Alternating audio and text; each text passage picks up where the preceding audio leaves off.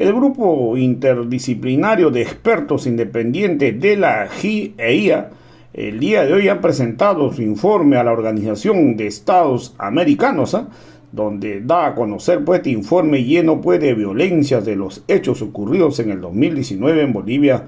Hoy presentaron su informe. La verdad que se puede ver cómo han cooperado con identificar los hechos ocurridos en el 2019. Han dicho: somos autónomos y sus miembros tienen distintas nacionalidades, donde este informe confirma que sí hubo golpe de Estado, hubo masacres, hubo encarcelamiento injustificado.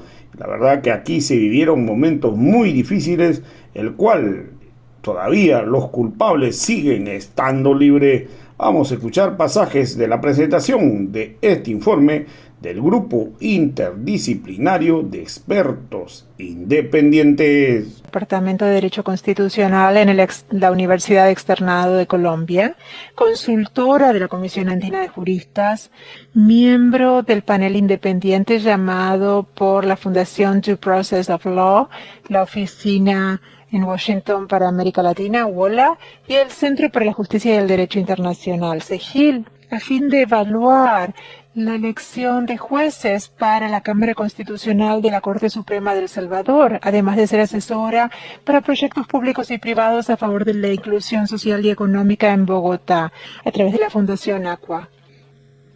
Por último, contamos con el señor Julian Berger, que es profesor visitante en la Universidad de Essex del Reino Unido, en el Centro de Derechos Humanos. También ha enseñado cursos de derechos humanos en instituciones como la Universidad de Londres y la Universidad de Alcalá en Madrid. Durante más de 20 años lideró el programa sobre pueblos indígenas y minorías en la oficina del Alto Comisionado de las Naciones Unidas para Derechos Humanos en Ginebra, donde fue responsable por las negociaciones para la Declaración de los Derechos de los Pueblos Indígenas y ayudó a establecer el principal mecanismo de garantías relacionado con los pueblos indígenas. Ha escrito ampliamente sobre derechos humanos y pueblos indígenas. Antes de continuar, recuerdo respetuosamente a los expertos que cada presentación debe durar como máximo 7 minutos. Dicho esto, y de conformidad con el orden del día, doy la palabra ahora en primer lugar a la señora Patricia Tapatá. Señora Tapatá, tiene la palabra. Disculpe, presidente. La razón de ser de nuestra organización son las personas, los seres humanos, la gente que vive en las Américas. Como dice una frase que ahora identifica a la organización, más derechos para la gente. Permítame unos minutos, señor presidente, para rendir un homenaje a la gente que perdió la vida en el quiebre constitucional que vivió mi país en noviembre del año 2019. Permítame, presidente, homenajear y levantar el nombre de Mario Salvatierra y Marcelo Terrazas, muertos en el departamento de Santa Cruz; de Limber Guzmán, Miguel Ledesma y Juan Mabani, muertos en el departamento de Cochabamba; de Julio Llanos, Percy Conde, Beltrán Condori, Silverio Condori, José Alcón, Martín Félix y Sebastián Moro, muertos en el departamento de La Paz; Marcelino Jarata, Filemón Salinas, de tan solo 15 años de edad; Ariel Calizaya, muertos en una operación conjunta de la policía y las Fuerzas Armadas; César Mérida, Omar Calle, Plácido Rojas, Emilio Colque, Armando Carballo, Juan López, Lucas Sánchez, Julio Pinto, Marcos Vargas, Roger González y Roberto Cejas, muertos en la masacre de Sacaba, Cochabamba, el 15 de noviembre del año 2019.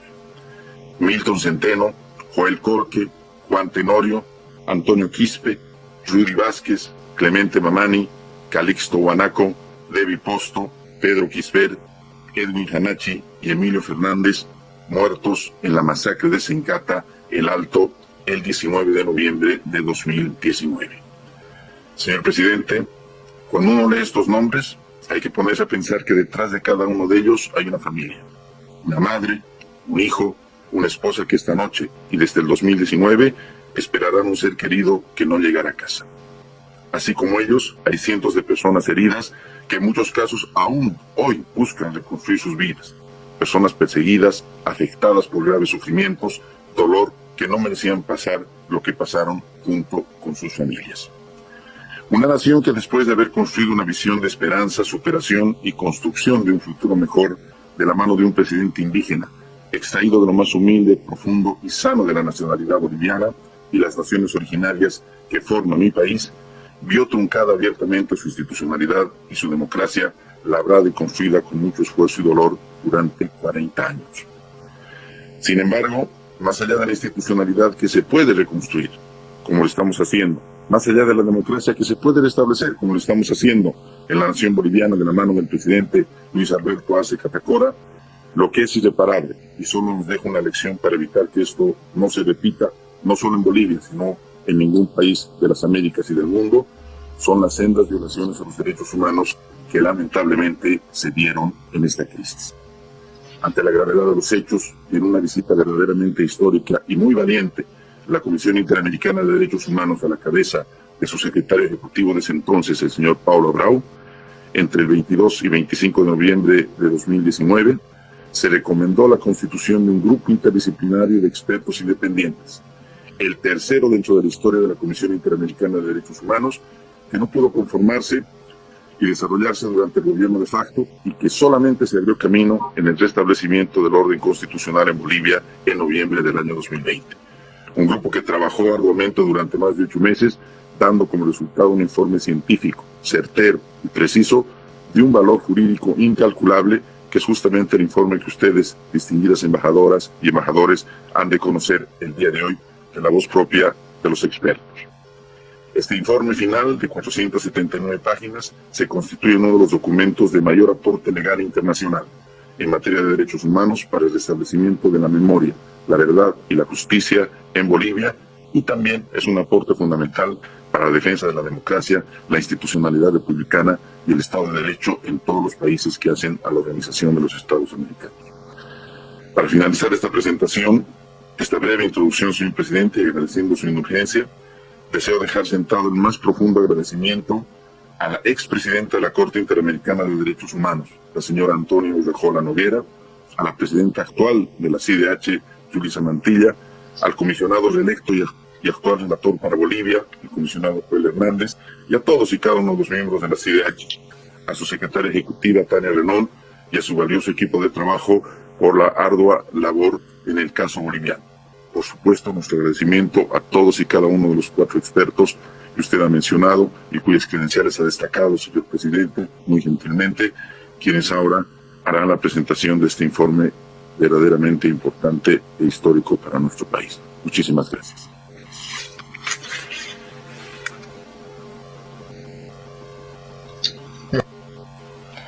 Muchas gracias, embajador. Gracias por compartir sus reflexiones. Veo que ha solicitado la palabra ahora Marlon Weichert. Tiene la palabra.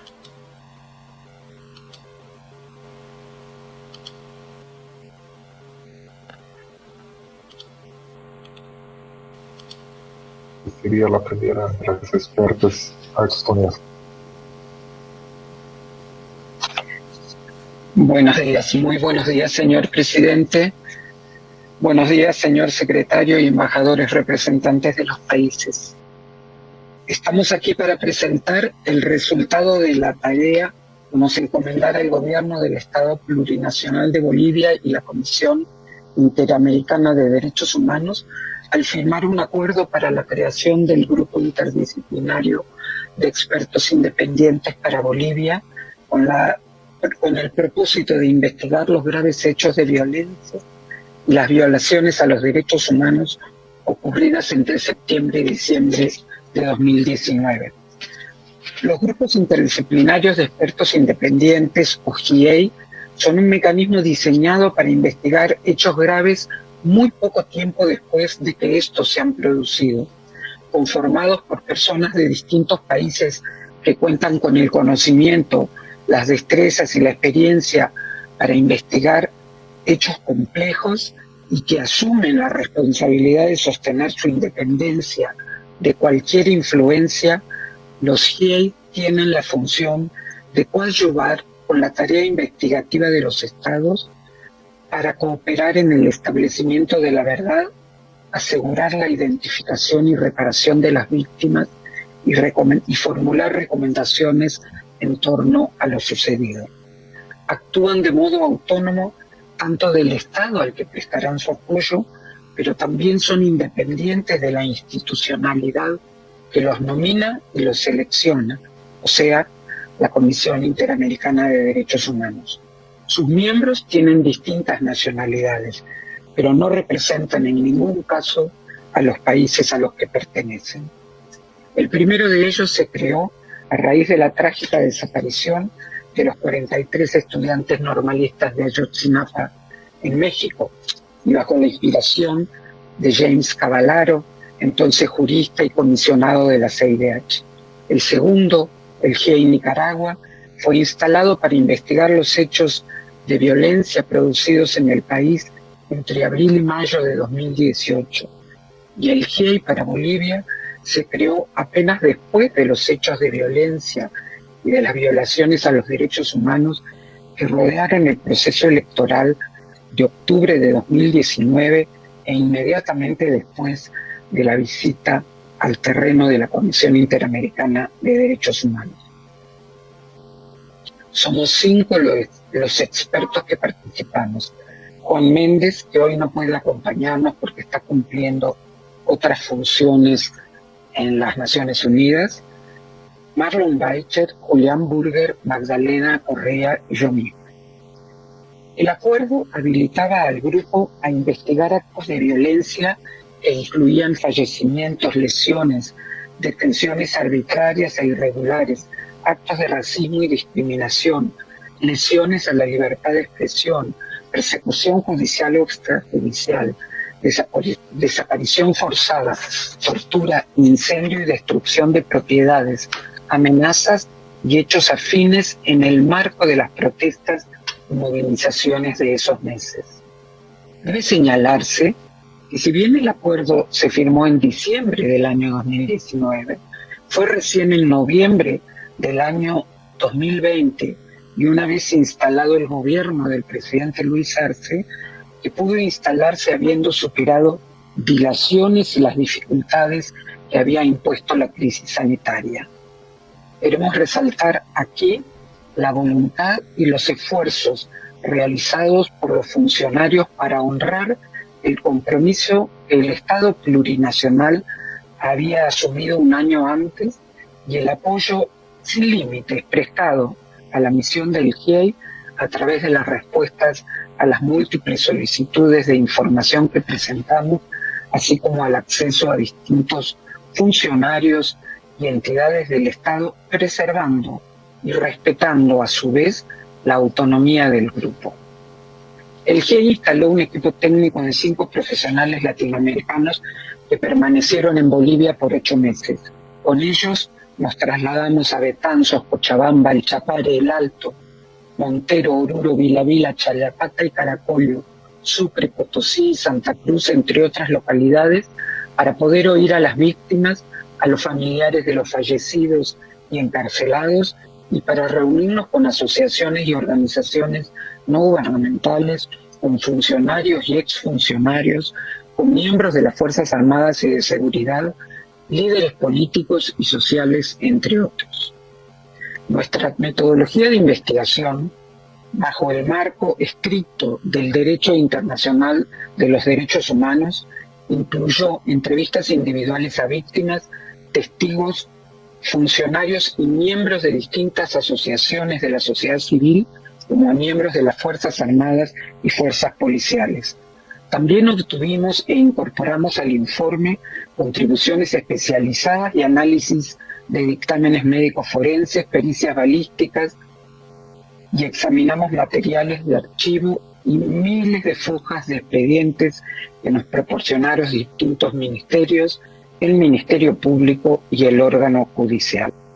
El grupo también consultó y usó archivos multimedia de libre circulación para identificar y verificar incidentes y personas implicadas y para corroborar y contextualizar la información que habíamos recibido en entrevistas confidenciales. Realizamos más de 400 entrevistas y fueron muchas las personas e instituciones que que compartieron con nosotros sus relatos y sus documentos para hacer posible la investigación. A todos ellos, nuestro agradecimiento por su cooperación y por su confianza. El informe, que está disponible en el sitio web, está organizado en 8 capítulos y se inicia con la descripción del contexto en que se desarrolló la crisis y la investigación de los hechos. Nosotros analizamos no solo los graves eventos que ocasionaron el mayor número de víctimas y que normalmente son los que alcanzan mayor difusión e impacto, sino que procuramos incluir todos los hechos de violencia y de vulneración de derechos que ocurrieron en el marco del conflicto político de entonces. Le sigue luego una sección donde se detallan los derechos vulnerados y se proponen planes de investigación para los delitos identificados que requerían llevarse a cabo lo más pronto para superar la percepción extendida de impunidad. El GIEI también abordó las situaciones estructurales que consideramos determinantes para hacer posible la protección de los derechos humanos y para cuidar la estabilidad democrática, porque están a la base de la violencia social y política que ocurrió y que motivó el informe. Luego propuso las líneas centrales para un plan de reparación a todas las víctimas en concordancia con el derecho que les asiste y con las normas internacionales de derechos humanos. El GIEI no ingresó en dilucidar si los problemas en torno al proceso electoral constituyeron fraude o un golpe de Estado, ni tampoco consideró las denuncias que llegaron hacia el final de nuestro mandato referidas a la participación de otros estados en la provisión de armas que se habrían usado para la represión del conflicto, por considerar que los 3 asuntos no eran parte del mandato que habíamos recibido. El informe termina con una serie de conclusiones y recomendaciones a las que se referirán mis colegas. Sin embargo, voy a hacer referencia al capítulo 2 del informe, el capítulo de contexto, que analiza minuciosamente el mismo y el desarrollo de la crisis que culminó en el conflicto en el que perdieron la vida 37 personas recientemente nombradas por el embajador y cientos de personas que recibieron heridas de consideración. El relato del informe se inicia en el año 2005 y llega hasta las elecciones de 2019, repasando las distintas decisiones y los distintos eventos vinculados a la institucionalidad política y al equilibrio de poderes en el Estado plurinacional, para narrar el modo en que las conductas de los distintos actores, los funcionarios públicos, los líderes de partidos políticos y de movimientos sociales, y en particular los miembros de las fuerzas policiales y de las fuerzas armadas, entre otros, fueron diseñando un camino que por momentos desdeñó el funcionamiento de los mecanismos de la democracia y avanzó sin percatarse de cuánto había alterado la confianza y la credibilidad de la ciudadanía. Los hechos graves que describe el informe no sucedieron de modo inesperado. Fueron precedidos de una espiral generadora de violencia, tanto por los discursos enfrentados de los líderes políticos como por el rápido recurso a la violencia en las demostraciones callejeras que expresaban simpatías ideológicas y políticas, descalificando al adversario, tanto por sus convicciones como por su pertenencia étnica. Estas prácticas deben erradicarse si quieren evitarse la repetición de los hechos como los que hemos analizado. Doy paso a mi colega Marlon Baggio.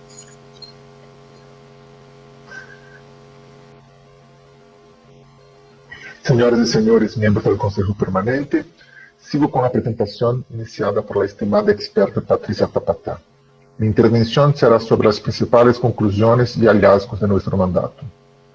El GIEI ha concluido que graves violaciones a los derechos humanos fueron cometidas en Bolivia durante el último trimestre de 2019. En el marco de un conflicto político rodeado de violencia, al menos 37 personas perdieron la vida en diversos lugares del país y centenares de personas recibieron lesiones de consideración. tanto físicas como psicológicas. Hubo ejecuções sumárias por parte da polícia e das Forças Armadas, e homicídios cometidos por particulares, facilitados ou tolerados por agentes estatais. El RIEI comprobou a ocorrência de 2 massacres em ações militares. Também se confirmou o uso recorrente da tortura e outros atentados à integridade personal de pessoas que estavam bajo o controle do Estado. A polícia e as Forças Armadas, em actuações separadas ou em operativos conjuntos, usaram frequentemente a força de modo excessivo e desproporcionado. Asimismo, fracassaram em prevenir actos de violência praticados por grupos de civis, tanto afines como oposicionistas ao partido do governo, que atacaram as cidadãs e cidadãos considerados oponentes políticos, defensores de direitos humanos, periodistas, assim como funcionários e agentes políticos. Pessoas foram detenidas por grupos de civis e inclusive sometidos a torturas e sequestros, com a cumplicidade ou aquiescência de agentes do Estado. Outros foram atacados com armas de fogo, em emboscada preparada com a conivência de funcionários e líderes políticos. Serviços de saúde e ambulâncias foram deixados desprotegidos e também sofreram actos de violência. El RIEI considera, de acordo com a jurisprudência da Corte Interamericana de Direitos Humanos, que esses actos também são violações de direitos humanos de responsabilidade do Estado. A prensa é um ator que também merece ser realçado. Ela foi intensamente hostigada e diversos periodistas resultaram heridos. As forças de segurança, uma vez mais, não lograram proteger esses profissionais. Asimismo, o próprio Estado perseguiu alguns meios. A explosão de violência em Bolívia não foi inesperada. Ela foi precedida por discursos antagônicos de líderes reconhecidos e por decisões políticas que puseram em tensão as regras de funcionamento da democracia e do Estado de Direito. El RIEI, para contextualizar a crise, ha revisado uma sequência de atos e pronunciamentos dos governos, da oposição e de líderes políticos, os quais revelaram um crescente processo de deterioro da convivência democrática. Líderes de los dois lados do espectro político não só deixaram de fortalecer o diálogo por meio de espaços democráticos, como incentivaram particulares a defender arbitrária, ilegal ou violentamente seus interesses políticos. A RIEI ha identificado também que a explosão de violência foi consequência de fatores históricos, especialmente a discriminação racial contra os povos indígenas e a não aceitação por alguns segmentos sociais da accessão que han tenido nos últimos anos em termos de participação política. As mulheres indígenas, em especial, foram o blanco de manifestações racistas. Pero, de outro lado, líderes apelaram à identidade étnica como critério para señalar a pertenência ou não à sociedade boliviana. Assim, as adesões políticas foram perigosamente racializadas e usadas como fator para profundizar a polarização social e política. A discriminação de gênero e a violência sexual é outro elemento que deve ser destacado. As mulheres são historicamente mais afetadas em momentos de conflitos, e durante a crise de 2019 não foi distinto. El RIEI reportou diversos casos de violações à integridade personal de mulheres e de abusos sexuais. A justiça foi incapaz de impedir detenções ilegais e arbitrárias, ou de investigar e sancionar responsáveis por las violações aos direitos humanos. Por el contrário, o Poder Judicial e o Ministério Público foram actores de investigações sem devida diligência, de persecuções penais sem devido processo. Essas instituições também permitiram o uso da justiça para a persecução política.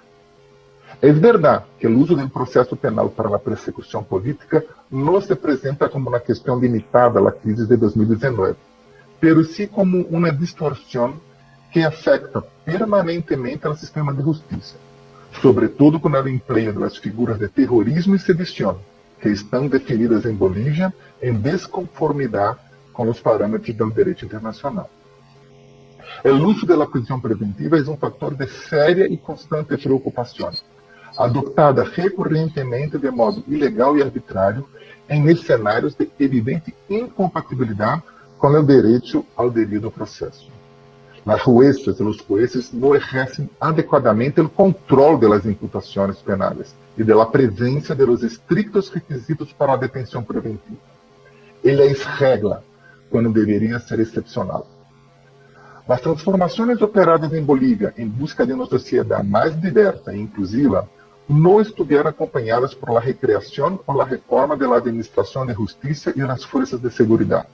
Essas duas instituições, diretamente conectadas com a vigência dos direitos humanos e o funcionamento da democracia, quedaram rezagadas no processo de cambio. A sociedade boliviana tem ânsia de justiça, seja em sua dimensão de rendição de contas e punição de los responsáveis por atos de violação dos direitos humanos, seja como perspectiva de reparação integral às vítimas. Sin embargo, esta mesma sociedade teme que a justiça seja selectiva e um instrumento político.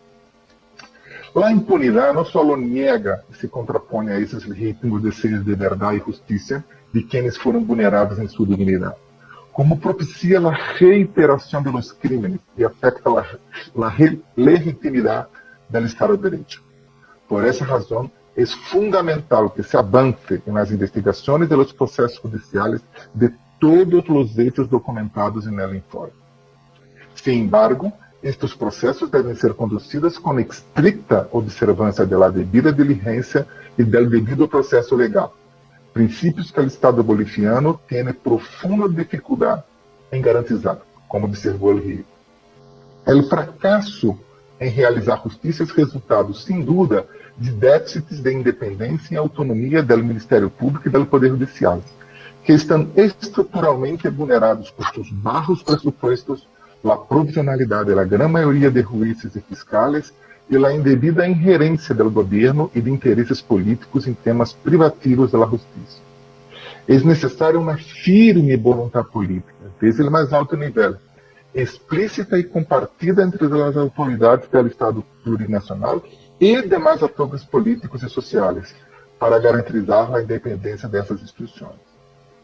Uma das características da sociedade boliviana é seu dinamismo, que se expressa em assembleias, cabildos e mobilizações constantes nas calles. É necessário que a energia e laboriosidade desses movimentos se expressem em um campo de diálogo democrático. Trabalhar por la convivência entre pessoas distintas que decidem relacionar-se em uma democracia intercultural é essencial para evitar a confrontação violenta. Em síntese, o RIEI ha confirmado que os direitos à vida, à integridade personal, à liberdade e segurança personal, à honra, dignidade e vida privada, a garantia judicial de devido processo, a liberdade de expressão, associação e reunião, a não discriminação, a saúde, a propriedade, ao trabalho e à informação foram vulnerados. É possível e necessário promover justiça e reparar a todas as vítimas, a todas e todos, sem critérios de discriminação política, social ou geográfica. Também é indispensável avançar com reformas em las esferas públicas e privadas para prevenir a repetição. Para esses propósitos, no marco de seu mandato, o grupo de expertos independentes ha formulado diversas recomendações, sobre as quais hablará em seguida a doutora Magdalena Correia.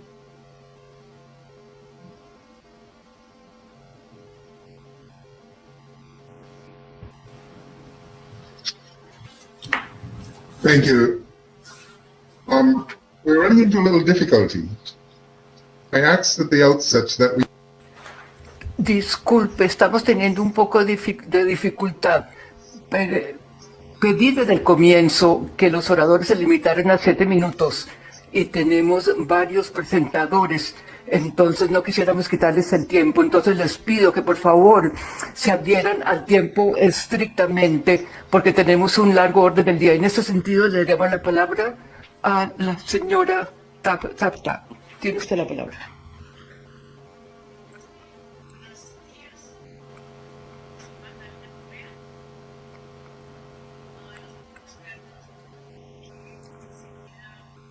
las recomendaciones planteadas en el informe.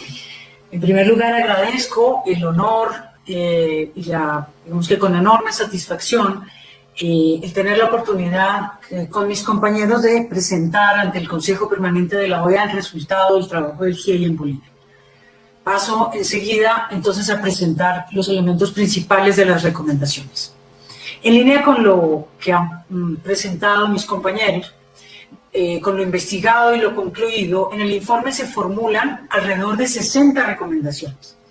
Las desarrolladas en los capítulos 6 y 7 sobre los procesos de investigación penal y juzgamiento adelantados o por adelantar frente a los hechos, y en segundo lugar sobre las reparaciones de las víctimas. A ello se suman las 36 recomendaciones finales que recogen en conjunto las medidas que consideramos se deberían adoptar. Para los efectos de la presentación, organizo este conjunto de recomendaciones en los siguientes grupos. Una primera, las recomendaciones sobre los planes de investigación y las investigaciones sobre los hechos.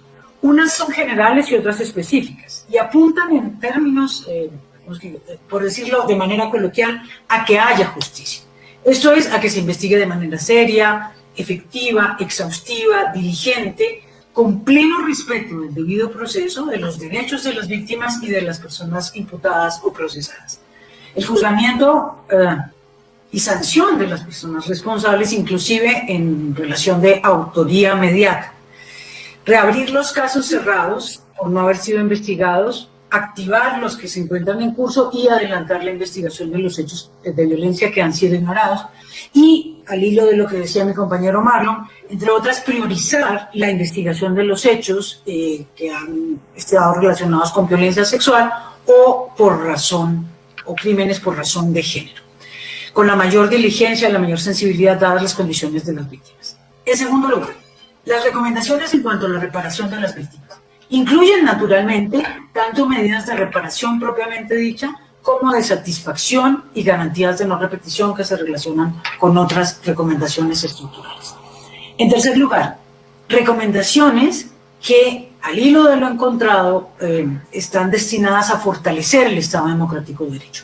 Las institucionales, en primer lugar, en cuanto al sistema de justicia, que muy en línea con lo que presentó recientemente el relator de Naciones Unidas sobre independencia judicial, García Sayán, apuntan a adelantar, concretar y llevar a buen término, con la urgencia que la situación encontrada amerita, una reforma profunda a la justicia.